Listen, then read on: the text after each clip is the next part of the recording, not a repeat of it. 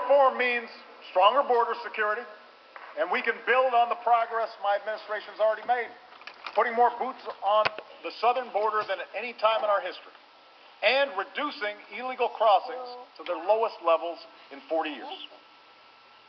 Real reform means establishing a responsible pathway to earned citizenship, a path that includes passing a background check, paying taxes and a meaningful penalty, learning English, and going to the back of the line behind the folks trying to come here legally.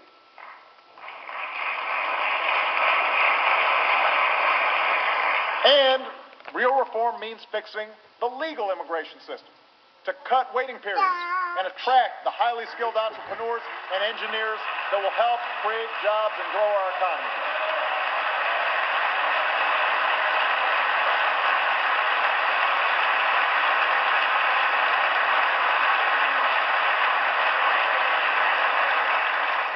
In other words, we know what needs to be done. And as we speak, bipartisan groups in both chambers are working diligently to draft a bill, and I applaud their efforts. So let's get this done. Send me a comprehensive immigration reform bill in the next few months, and I will sign it right away, and America will be better for it. Let's get it done. Let's get it done.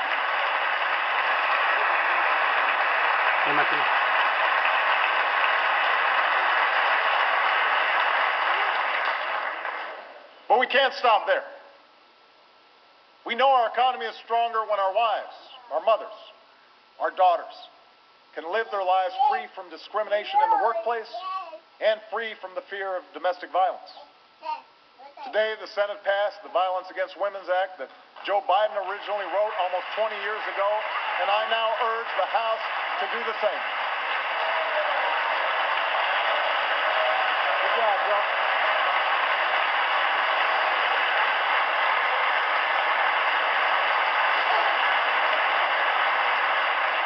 And I ask this Congress to declare that women should earn a living equal to their efforts, and finally pass the Paycheck Fairness Act this year.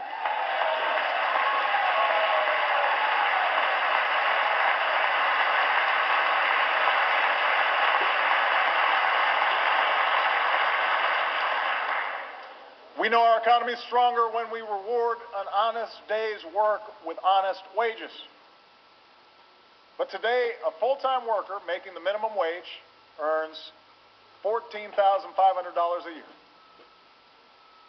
even with the tax relief we put in place. A family with 2 kids that earns the minimum wage still lives below the poverty line. That's wrong. That's why, since the last time this Congress raised the minimum wage, 19 states have chosen to bump theirs even higher. Tonight, let's declare that in the wealthiest nation on earth, no one who works full-time should have to live in poverty, and raise the federal minimum wage to $9 an hour. Wow, good. We should be able to get that done.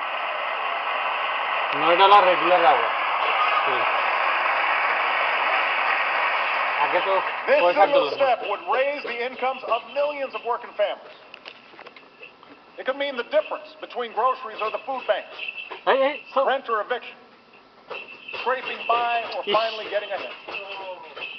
For businesses across the country, it would mean customers with more money in their pockets. And a whole lot of folks out there would probably need help from government. In fact, working folks shouldn't have to wait year after year for the minimum wage to go up, while CEO pay has never been higher.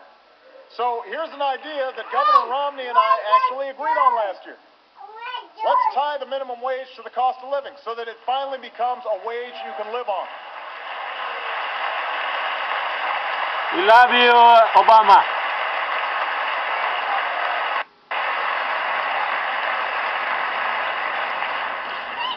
Tonight, let's also recognize that there are communities in this country where, no matter how hard you work, it is virtually impossible to get ahead. Factory towns decimated from years of plant packing up, inescapable pockets of poverty, urban and rural, where young adults are still fighting for their first job. America is not a place where the chance of birth or circumstance should decide our destiny. And that's why we need to build new ladders of opportunity into the middle class for all who are willing to climb them. Let's offer incentives to companies that hire Americans who've got what it takes to fill that job opening, but have been out of work so long that no one will give them a chance anymore. Let's put people back to work rebuilding vacant homes in rundown neighborhoods. And this year, my administration will begin to partner with 20 of the hardest hit towns in America to get these communities back on their feet.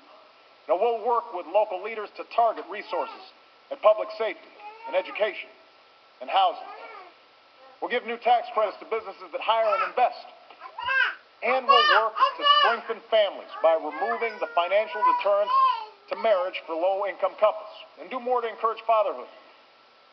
Because what makes you a man isn't the ability to conceive a child, it's having the courage to raise one. And we want to encourage that. We want to help that.